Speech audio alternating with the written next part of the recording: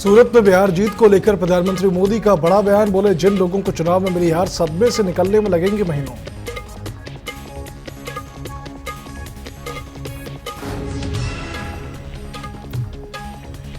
बिहार में बागियों पर बीजेपी का एक्शन। आरके सिंह समेत 3 नेताओं को पार्टी से किया गया निलंबित। बागी पूर्व मंत्री आरके सिंह ने पार्टी से दिया था इस्तीफा।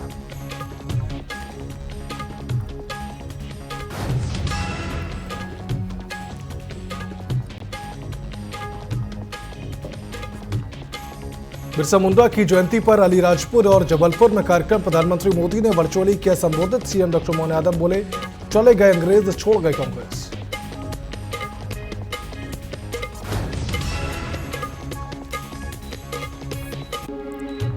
देहरादून में बिहार जीत पर बीजेपी का जश्न। सीएम धामी भी हुए शामिल। धामी ने किया आने वाले राज्यों में भी बीजेपी की जीत का दावा।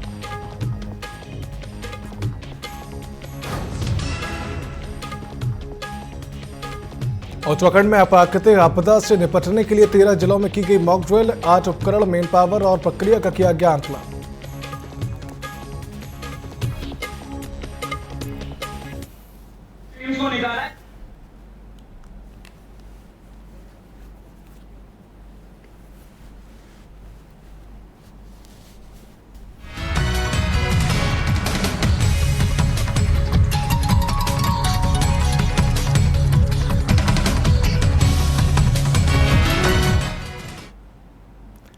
नमस्कार, स्वागत है आप सभी का न्यूज अपडेट की इस बुलेटिन में। मेरा नाम है सिद्धांत त्रिपाठी। रुक करते सीधा खबरों की ओर। जहां देहरादून में बिहार विधानसभा चुनाव में एनडीए की ऐतिहासिक जीत का जमकर जश्न मनाया गया।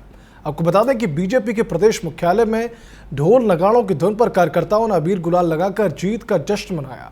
बड़ी संख्या में पार्टी के पदाधिकारी और कार्यकर्ता मुख्यालय पहुंचे। जश्न में मुख्यमंत्री पुष्कर सिंह धामी भी शामिल हुए। उन्होंने कहा कि जीत प्रधानमंत्री मोदी और सीएम नीतीश के विकास कार्यों पर जनता की मोहर है। धामी ने दावा किया कि आने वाले राज्यों में भी बीजेपी की जीत ही तय है। नरेंद्र मोदी जी के नेतृत्व पर, उनकी बातों पर बिहार को नहीं पूरे देश को भरोसा है। और जहां भी अब चुनाव हो रहे हैं, उसके रिजल्ट आ रहे हैं, तो वहां प्रधानमंत्री श्री नरेंद्र मोदी जी के नेतृत्व वाली डबल इंजन की सरकारें बन रही हैं।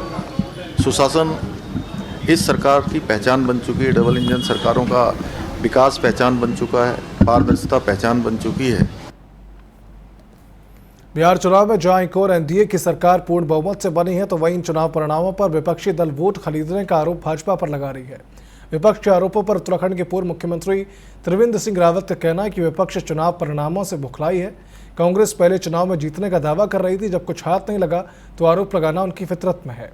उनके पास कोई मुद्दा नहीं है और आने वाले चुनावों में बिहार की जैसे उनको हार का ही सामना करना पड़ेगा।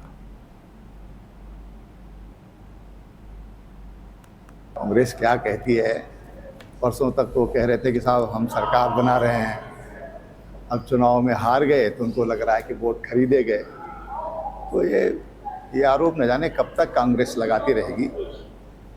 इन आरोपों के बल पर ही और राजनीति करना चाहते हैं, तो जैसा परिणाम बिहार चुनाव में उन्होंने भुगता है, ऐसे उनको आगे भी भुगतना पड़ेगा। 2027 विधानसभा चुनाव से पहले कांग्रेस ने अपने प्रदेश संगठन में बड़ा बदलाव किया। गणेश गोदयाल को दोबारा कांग्रेस प्रदेश अध्यक्ष बनाया गया, जबकि चक्राता विधायक प्रीतम सिंह को अभियान समिति का अध्यक्ष और पूर्व कैबिनेट मंत्री डॉक्टर हरक सिंह रावत को चुनाव प्रबंधन समिति का प्रमुख नियुक्त किया गया।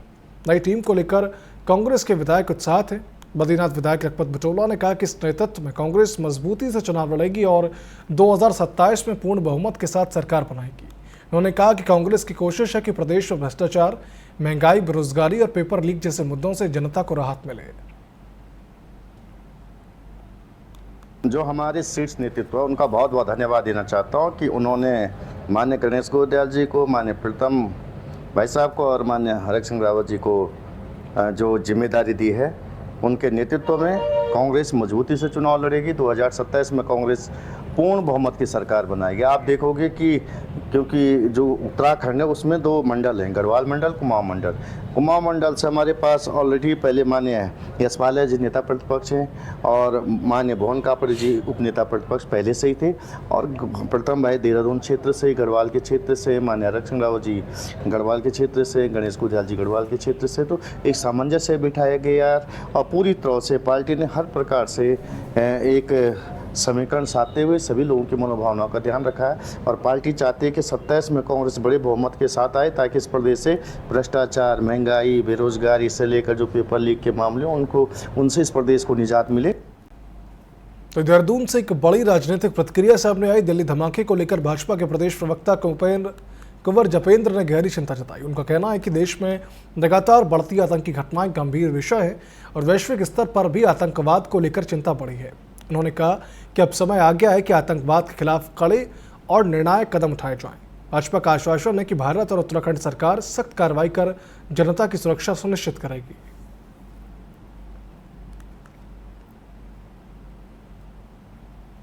डेमोग्राफिक चेंज के साथ साथ आतंकवाद वाली घटनाएं और राष्ट्र को नुकसान पहुंचाने का जो ये एक नया चेहरा नज़र आया है, तो ये सब मुस्लिम बच्चे, पढ़े लिखे डॉक्टर, इंजीनियर और हाईली एजुकेटेड बच्चों के अगर इन्हें इनके माइंडसेट को परिवर्तित करके आतंकवादी घटनाओं में शामिल कर लिया जाता है और ये आतंकवादी घटनाओं में शामिल हो जाते हैं, तो ये निश्चित तौर पर भारत के लिए बहुत बड़ा चिंता का विषय। और ये केवल भारत के लिए ही नहीं है। हम 9/11 को याद करें, यूएसए का, अंतर्राष्ट्रीय स्तर पर भी जो ये आतंकवाद है और इस्लामिक आतंकवाद को लेकर आज पूरे विश्व भर में चिंताएं जाहिर की जा रही हैं, उनके ऊपर मनन किया जा रहा है और निश्चित तौर पर ये एक सख्ती से निर्णय लेने का वक्त है। उत्तराखंड में भूकंप, जंगल आग और प्राकृतिक आपदाओं की संवेदनशीलता को देखते हुए राज्य भर के 13 जिलों में 80 से अधिक स्थानों पर मॉक ड्रिल आयोजित की गई। 10 की टीमें स्वास्थ्य और परिवहन विभाग इसमें शामिल रहे। देहरादून स्थित आपदा परिचायक केंद्र से मुख्य सचिव आनंद वर्धन ने निगरानी की। उन्होंने कहा कि मॉक ड्रिल का उद्देश्य तैयारी और कमजोरियों का आकलन है। आपदा प्रबंधन सचिव विनोद सुमन ने बताया कि अब उपकरण, मैन पावर और प्रक्रिया की कमियों को दूर किया जाएगा।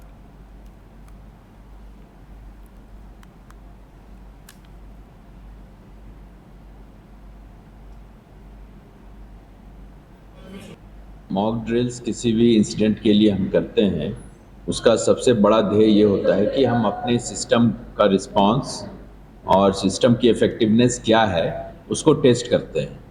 और विशेषकर हम ये भी उस ड्रिल के माध्यम से करना चाहते हैं कि हमारी तैयारी हमेशा 24/7 रहे। तो समय समय पर हमारा USDMA है और DDMAs हैं, ये समय समय पर विभिन्न इश्यूज़ पे मॉक ड्रिल्स करते हैं। मॉक ड्रिल्स आज हम लोग भूकंप आधारित मॉक ड्रिल का आयोजन किए हैं।